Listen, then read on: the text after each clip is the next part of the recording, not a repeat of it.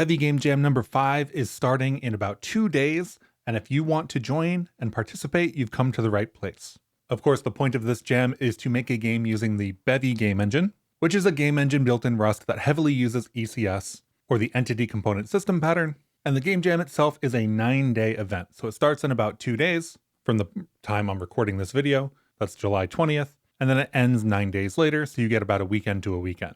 If you're super new and you've never used Bevy before, there's a Quickstart link right on the jam page that'll get you introduced to some of the concepts. And that brings us to the focus of this video. How do you get started with a new Bevy game for the game jam? And I think there's approximately 4 different approaches right now. 3 of them involve using some kind of template, and 1 is just you're going to go do your own thing no matter what. Game jam templates serve a variety of different purposes. They're for a variety of different things. The most important for the game jam is going to be building and deploying to Wasm on itch.io. So if we scroll back up, you can see that this is on itch.io. If you plan to have people play your game, more people will play your game if it's runnable in the browser. For example, here's a bunch of the entries for Bevy Game Jam 4. If we look at the winner's submission page, you can see that if you click through the game, there's a little run game right here. This is very important if you actually want to have people play your game, if you actually want to get votes in the game jam. This is the number one thing if you're going to use a template that the template should have. So we can start off with the jam's first suggestion, which for Bevy Game Jam 5 is going to be the Bevy GitHub CI template. This is the most bare bones template that you'll find. I would use this template if, say, all I wanted was CI workflows. This is appropriately named the Bevy GitHub CI template. We won't really be covering it. There's a bunch of great info in the README if you want to use this. But again, if you click into the source, into main, you can see that it doesn't really have anything in it. It does spawn a camera 2D bundle and a sprite bundle so that you can see that it's working. But other than that, it's basically just a bunch of CI scripts for building and deploying to itch.io and other platforms. The second template is the one that we're going to cover today. It's the Bevy Quickstart template in the Bevy Flock. This is a semi-official template built by the Game Jam working group inside of the Bevy Discord. It's got a little bit more to it, which is why we need to go actually over it, and we'll come back to this in a second. The big difference between Bevy Quickstart and other templates is that Bevy Quickstart only uses Bevy code. So there's no third-party dependencies. If you go into the cargo toml, the most you'll see here is, log and rand as dependencies. There's no Bevy plugin whatever or, anything. That said, if you're looking for something that uses more third-party dependencies, there are a number of different options. Here's one, it's Bevy Game Template. This one also has a great README that explains what it does, etc., so we won't be going over it. And if you look at the dependencies, you can see that we've got Bevy Kira Audio, Bevy Asset Loader, and a couple more third-party dependencies that are useful to have. A lot of these templates also have different distribution profiles for dev, for release, for faster builds, etc. And the big thing about this one is it supports mobile. Mobile is not, I would consider, a big category for game jams, so I wouldn't worry too much about that. And then, of course, the final option is not to use a template, to go build your own thing, which is totally valid. You can pick and choose any of the third-party crates that you want, maybe some of your own. Just make sure that whatever you do, you take a look at these CI scripts, you build for Wasm, you deploy to itch.io so that people can actually play your game. If you don't deploy to itch with Wasm, fewer people will download, fewer people will vote. So if you want people to play it, remember, deploy to itch. So that brings us to Bevy Quickstart. Let's get started with a new game. So for Bevy Quickstart, the first thing we're going to do is make sure that we have cargo generate installed.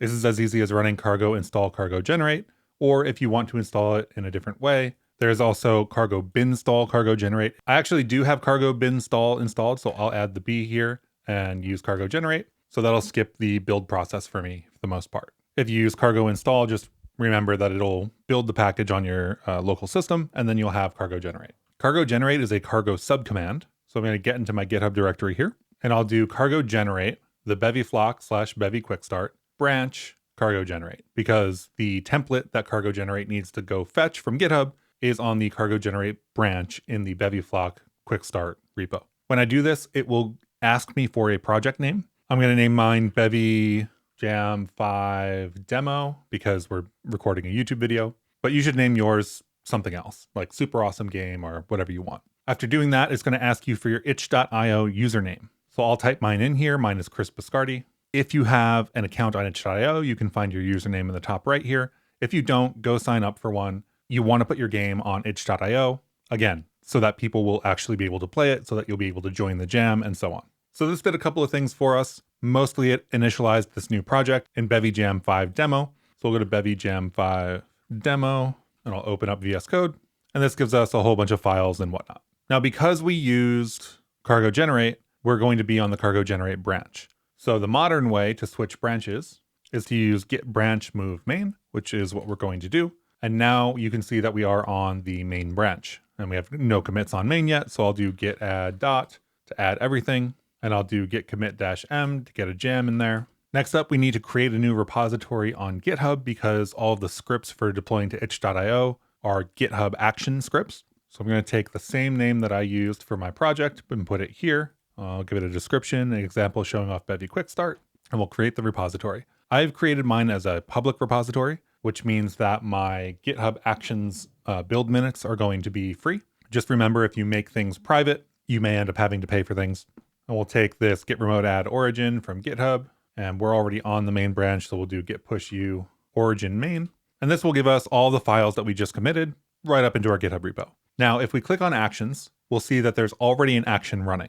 That's this action that we're looking at here. It runs cargo test, it runs cargo clippy, it runs cargo format. So format just completed. We can see setup, checkout repository, installed the Rust toolchain. There's some caching in these, then ran cargo format as a check.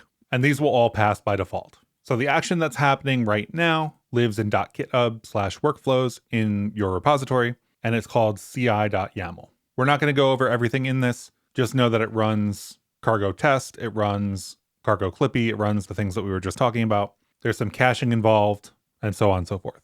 This runs every time you push to main. So every time you push up, this will run. There is a second action in here that will only run when we git tag, which we'll get to in a second. So back over on itch.io, we're going to have to create a project for Bevy Jam 5 demo or whatever you named your project. You can go to the top right menu, click upload a new project. I'm just going to copy and paste Bevy Game Jam 5 demo, gives me a URL with my username in that URL. I'm going to select no payments under pricing because I'm not charging for this and I don't want anybody to donate to this little drafts project that I have. We're not going to upload any files. You can type in some details here if you want to. I'll just say test project. You can use genres, tags, doesn't matter. And then I'm going to leave mine as draft, but if you want, you can set this as whatever you want. Note that to set it to public, you will have to actually save this first. And the final setting is under kind of project, you have to select HTML. There's a couple other options if you want to set them, viewport dimensions, frame options, whatever. Doesn't really matter. So we'll save and view page, and we'll see that there was a problem loading your project. This is because we haven't uploaded anything yet, so there's nothing for it to run. There's no game for it to run. So when you did the cargo generate, you did get some docs directory here. If you want to go to workflows, you can check out workflows and read through the actual active releasing. We set up itch.io, which is the most important to us. So there's a couple of things that we need to do to make that possible. In our GitHub repository, settings, actions, general, and then we need to set workflow permissions, which is read and write permissions, and then save it. So I'll pull this up. We'll go to settings here on the right. We'll go down to actions, general, scroll down, click read and write permissions right here, and then save that out. We already created the page for our itch.io, and we set the kind of project to HTML already. The next thing we need to do is get the API key from itch.io and put it into the environment variables so that our project can actually get sent up to itch. This credential is going to be named Butler Credentials, and it's going to be our itch.io API key. So we'll click this. It'll ask us to go into what they call sudo mode. So once you've typed in your password, you'll see a page that looks like this. Your API keys are sensitive information. Do not show them in a video like I'm doing now. And I will generate a new API key. You'll see that this one was created 0 seconds ago. If you click view, you'll be able to see the whole string, and then you'll copy this. I'm going to revoke this almost immediately. And then we have to go back to our settings. We want to go down to secrets and variables, actions, new repository secret, dump your secret in here, go back and grab Butler Credentials and put it right here. Add that secret, and now this secret is living here and will be usable for us. I, of course, just leaked you my credentials, so I went and revoked it, and I put in a new one. So with that setting and with that secret, we have to run our build at least once. So to do that and to get a release, we're going to do a git tag, and I'm going to say 001. The V in front is very important because the CI script for release looks for the V at the front, as you can see here. So whenever we push a tag, that is V and then a semver version, this release script will run. So I'll do git tag v001, and then I'll do a git push -- tags, and that tag will go up to GitHub. And if we go over to our actions, we'll see that the commit that we pushed is now running a new action. This one is called CI. And because we tagged the same commit, it has the same name. If we click into that, we can see that there's a number of different actions running. In this case, it's getting the version and the itch target and then doing a build for web, Linux, Windows, and Mac OS. This will upload all of these artifacts to itch.io. Now, I actually did a test run of this before I made this video. So if I go to my dashboard here,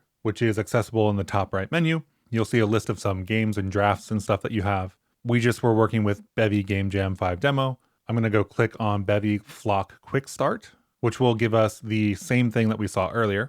After the action runs, these assets will be uploaded. You'll see the Linux build, the Mac OS build, the web build, and the Windows build. The most important thing you have to do right now is to click this checkbox that says this file will be played in the browser. If you click this, your game will be runnable and viewable by people on itch in the browser. If you do not click this, you will see an error message. And then don't forget to click save in the top right corner. And if you go to view page, you can run the game, which will show a loading screen and a play and a credits menu. If you click credits, you'll see the credits. And if you click play, you'll see this little duck. This duck walks around. And if you run to the right, it will wrap around. If you run to the left, it will wrap around. And same thing for top and bottom. So this is the template.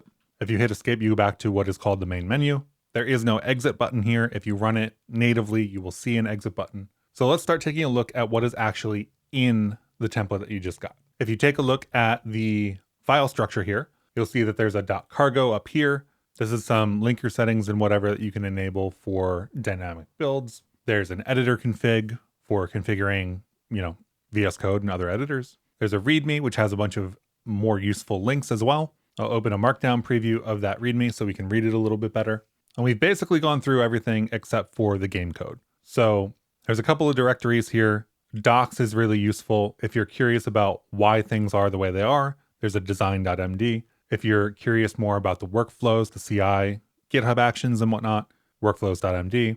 If you're interested in some third-party tooling, some crates, some other suggestions that the authors of this template have decided could be a good jump-off point, then check out tooling.md. And otherwise, we're left with the source directory. Well, source and assets are really the important ones. So assets has, for example, the duck that we saw alongside the splash screen image and some audio, both long running and individual sound effects. I didn't play any of the sound effects for you, but you will hear them if you run it. There's also an index.html in the web folder alongside a script that you don't really need to pay attention to, but helps with running audio on the web. And then there's some basic CSS styles, which you can change if you're willing and able. If we look at the source directory, we've effectively got our main.rs, our lib.rs, and then a couple of folders, as well as a dev tools file. We'll start at the top and we'll start going down and in. The main.rs is our binary executable. This is what will be the entry point to our running game later. So if we do a cargo build, this is where we start off. You'll see that we are bringing a couple things into scope here. We're bringing AppPlugin in and the Bevy prelude. App comes from the prelude, and then AppPlugin comes from our code, so our library. You'll see that this is Bevy Jam 5 demo, which is what I called my project, which makes lib.rs the library to our main.rs, which is the binary. Right off the bat, we'll see an app plugin. This is the core place where our app is configured. Now, this isn't necessarily a Bevy tutorial or a Rust tutorial. It's just to get you an overview of what is going on inside of this template. So right off the bat here, we've got a plugin implementation for AppPlugin, which is our main game plugin here. We're configuring sets for the update phase. This is app set, tick timers, record input, and update in order. That's what chain means. This is defined lower down in the file. So if you want to either remove this or add to it or split this out, you've got this app set, tick timers, record input, and update. This is the configure sets API, which you can find in the Bevy docs here on the left. And it's just kind of like an overall organizational approach that the template authors have chosen.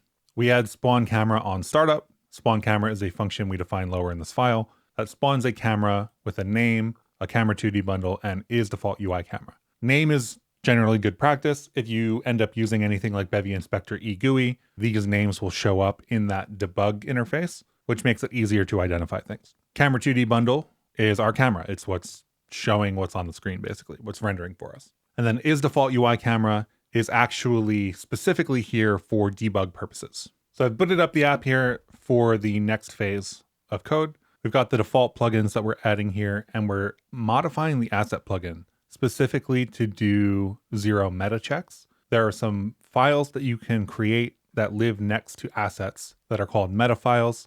If these files don't exist on itch.io specifically, I believe they return 400s. I don't remember which error code it is, but it is not a 404. So this turns that off so that the game works on itch.io, basically. Next up, we've got the window plugin, which we are setting the title of, the ID of the canvas that it's going to attach to in WASM, and a couple other miscellaneous settings. This also sets the audio plugin with the global volume to 0.3. You can take it or leave it. Note that the title that we set in the window plugin is, if you run your game locally, going to be right up here in the title bar. And then we add a couple of plugins of our own. So this is from the game module, the screen module, and the UI module, which are defined in these files here. So the game folder, the screen folder, and the UI folder. We've also got a couple of dev tools that you can turn on if you would like to. Notice that by default, these are on. And then in our release, we actually use no default features to turn those off. So you will not get the dev tools in your release builds, but you will get them in your dev builds by default. The dev tools in this case are log transitions for screen, which we'll get into in a little bit. It's what you can see here on the right-hand side. See the crate name, module screen, screen transitioned from splash screen to loading, and from loading to title, which is what we're looking at here now. So you've got a couple of places to look at next. Each of these folders will have a mod.rs file inside of it. This mod.rs file is kind of an older school approach to Rust modules, but it is effectively the index.js or, entry point file to each of these modules. At the top of each of these folders or each of these mod files, you'll find a plugin. This is a different kind of plugin than we saw at the beginning. So if we look at lib.rs, we'll see impl plugin for AppPlugin. This allows a greater feature set. And the difference here is that the template authors use the function version for internal plugins and the impl version for external plugins. So since this is at the root of lib.rs, it is effectively external facing, public API. Our main.rs consumes it, so they use impl plugin.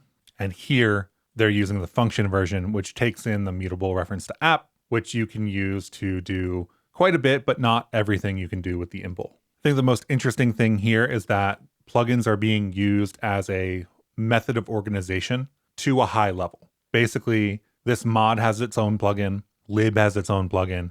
Every file in here will have its own plugin right at the top. As I'm clicking through here, you can kind of see plugin, plugin, plugin, plugin. And using plugins for code organization is a nice midway between just having a main.rs or a main and a lib and having multiple crates in a workspace. So using plugins lets you create these files that have sort of single exports that you can use, which allows you to encapsulate things like all of the loading or the splash screen into singular files without spreading them across multiple files. Plugins are very good. Highly suggest using them.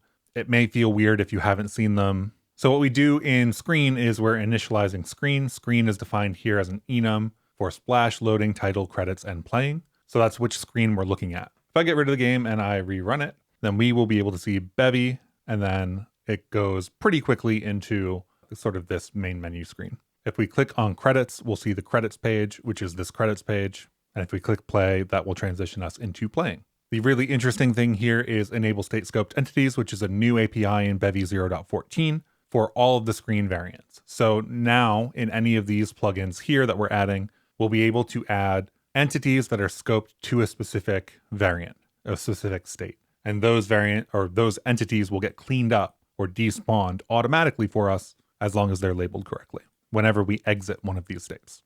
Again, this isn't a Bevy tutorial, so we aren't going to go through this line by line. I'm just kind of going to point out some patterns, some approaches that will help you understand what's going on here. So you can see the screen here being used for on enter and on exit for credits. This is the credits module. It's got its plugin at the root. It adds some systems that it needs to run. And then typically all of the types that are defined will get registered. So anything that's a component will get registered. This registers that type with the Bevy type registry, which if you end up using something like Bevy Inspector eGUI. These will now show up in Bevy Inspector eGUI for you to be able to modify.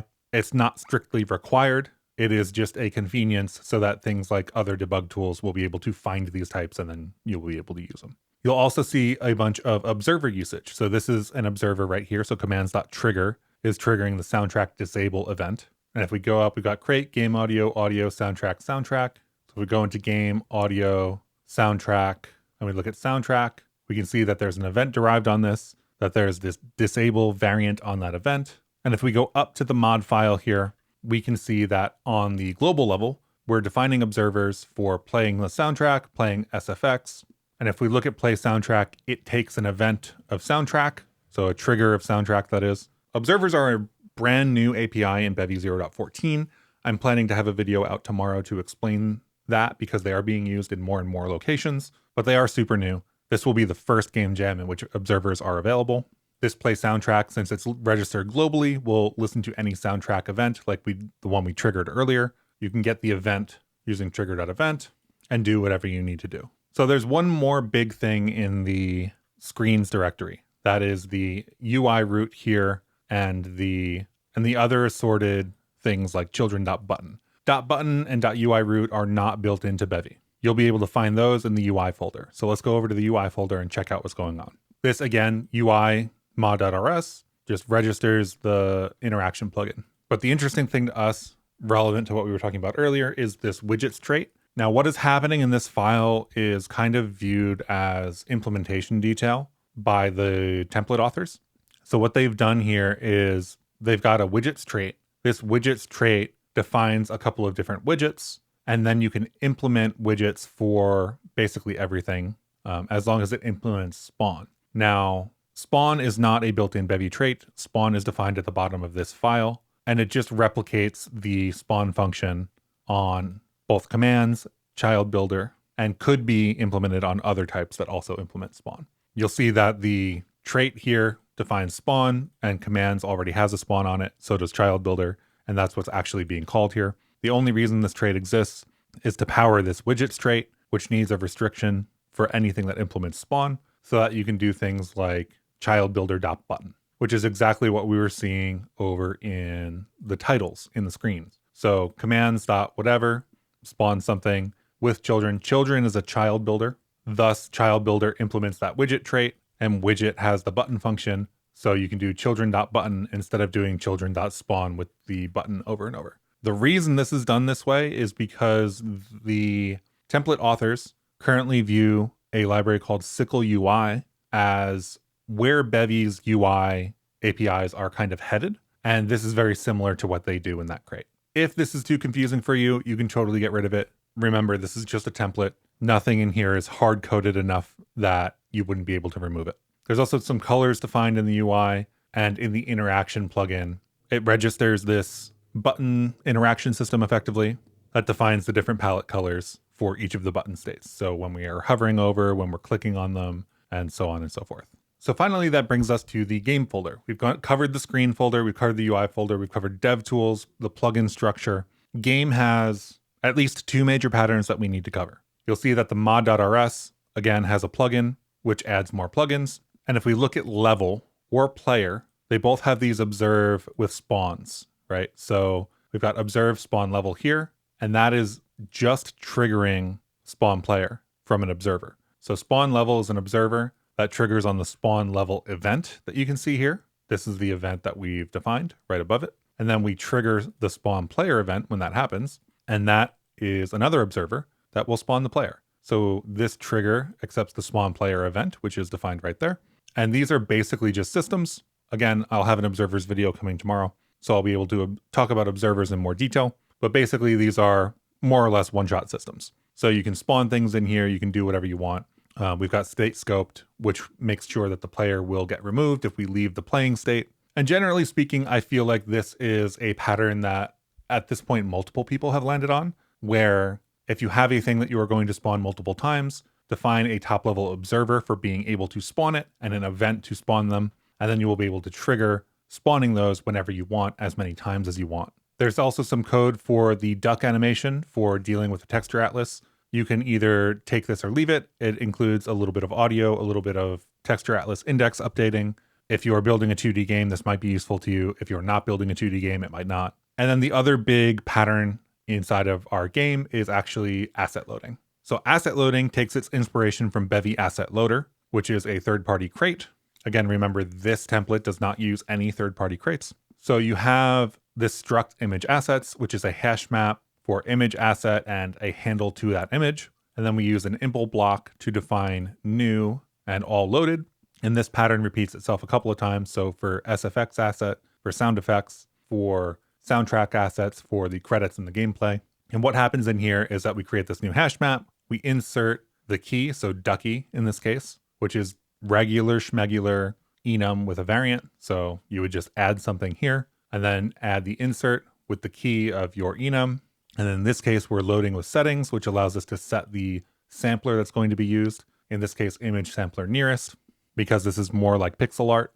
And then it returns assets. And finally, we define this all loaded function, which iterates over all of the assets in the hash map and makes sure that they all contain a handle. And then if we go back to screen loading, the loading screen is responsible for making sure that all of our assets are loaded. So we can see image assets, SFX assets, and soundtrack assets all being created here as resources. When we enter the screen loading state, we run the enter loading function, which sets up just a label that says loading. When we run it locally, this goes so fast we don't see it. When you run it in Wasm on the itch.io site, you will end up seeing this in between the Bevy splash screen and the title screen. And then we've got this function check all loaded, which only runs if we're in the screen loading state and checks using that function that we saw earlier to make sure that the images were loaded, the sound effects were loaded, and the soundtracks were loaded. If they are all loaded, then we just go to the next state, which is the title screen, and we're done. So if you're going to add assets, you add them to one of these things,